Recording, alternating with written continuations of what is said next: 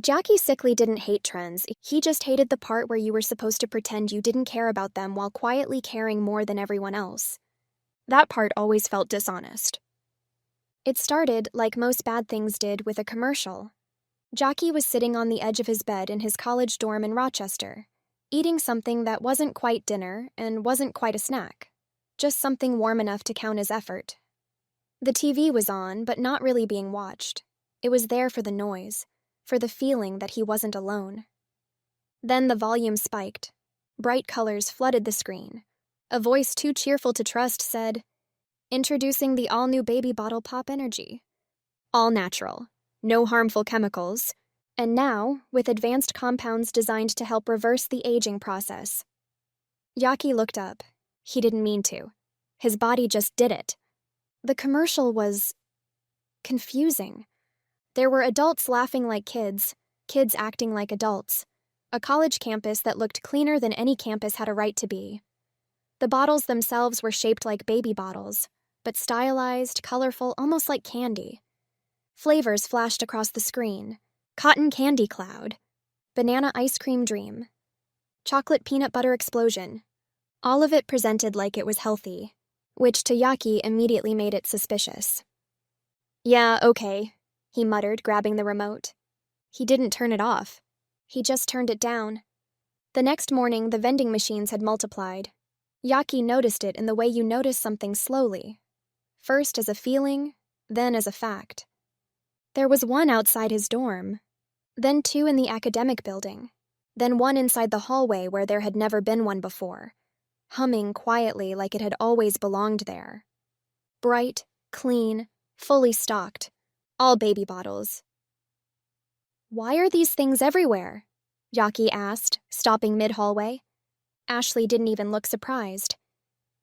"They're the new thing," she said, already walking ahead. "You haven't seen them?"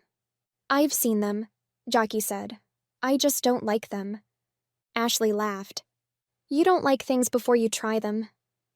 "That's not true," he said. It was a little true. Before he could argue further, Ashley had already pulled out her card. Beep. The machine lit up like it had been waiting for her. 2 bottles dropped. She grabbed them, turned, and tossed one to him. Cotton candy. Jakke caught it without thinking. "I don't want this," he said. "You will," she said. The bottle felt strange in his hand. Too light, too smooth, too familiar. He unscrewed the top. There was a soft pop. Not loud, not dramatic, just enough to feel intentional. He took a sip, paused, then another. "Okay," Jakke said. Ashley grinned. "Right?" "It's good," he admitted. "Like..." He stopped, because he didn't want to say it. But it was already there. "It tastes like something I've had before, not a flavor. A feeling, like candy, like cake, like something from a birthday he couldn't quite remember." "It's weird drinking out of this, though," he added, holding up the bottle. "It's just branding," Ashley said. "Relax." Jakke nodded. He didn't relax. He finished it without noticing. Days passed, then weeks. Jakke didn't talk about it, but he kept buying them. Not obsessively, and not at first, just one here, one there, between classes, that after classes, before bed. He told himself it was because they tasted good, which was true, but not the whole truth. Something else was happening. Small things, unimportant things. Things that didn't feel worth mentioning, like the dreams. They weren't clear. Not like normal dreams, more like impressions, static images, fragments, sitting on the floor in front of a TV. The glow of cartoons in a dark room. The feeling of not having anything expected of you. He'd wake up with his chest tight, not scared, just aware. And then there were the changes. Jakke found himself watching things he hadn't thought about in years. Old cartoons, bright colors, simple plots. He told himself it was ironic, that he was doing it as a joke. But he didn't laugh. The vending machines kept multiplying. Every week another one appeared. No one questioned it. Or if they did, they stopped quickly. Then came the new commercial. Jakke was in the common area this time. The TV was louder. People were actually watching. This Friday, the voice said, softer now, more inviting. Experience the return to youth. Clips flashed, lights, music, and crowds, and people smiling too wide. The baby bottle pop energy rave. Free admission, unlimited drinks, and for the first time, a giant slumber experience. Jakke frowned. That's weird, he said. No one responded. After English class, Ashley walked beside him like nothing had changed. Are you going tonight? She asked. To what? She looked at him. The rave. Oh, he said. No, probably not. Why not? Jakke shrugged. I don't know. Not really my thing. Ashley smiled. That kind of smile that wasn't pushy but didn't give you a real way out either. It's free, she said. Unlimited drinks.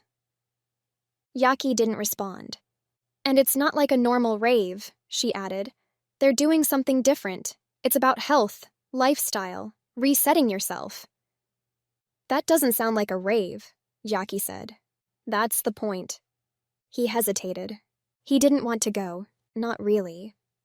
But Ashley was there, walking next to him, close enough that he could pretend it meant something. Fine, he said. I'll go. She smiled wider. Good. That night, she picked him up. Her Toyota rattled slightly when it started, like it was waking up from a nap it didn't want to end. They drove in relative silence. Jakke asked a few questions. What's it like? You'll see. Who's playing?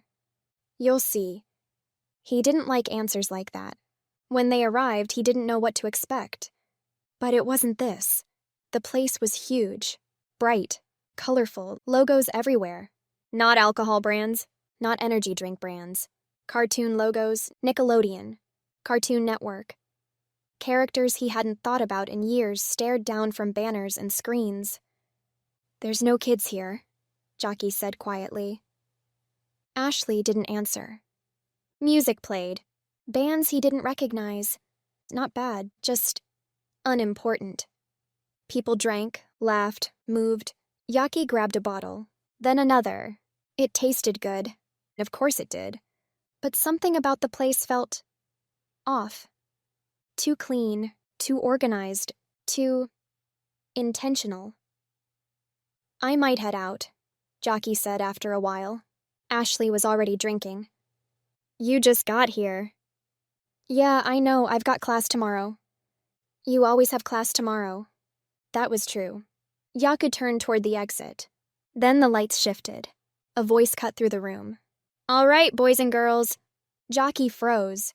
A woman stood on stage. Bright outfit. Too much energy. A smile that didn't quite sit right on her face. My name is Nanny Rachel, she said. Jakke blinked. What the hell? He muttered. And it's time for the slumber. The music stopped. Completely. Then, movement. Doors opened. Men in matching outfits walked in, carrying sleeping bags, pillows, mats. They moved quickly, efficiently, like this had been practiced.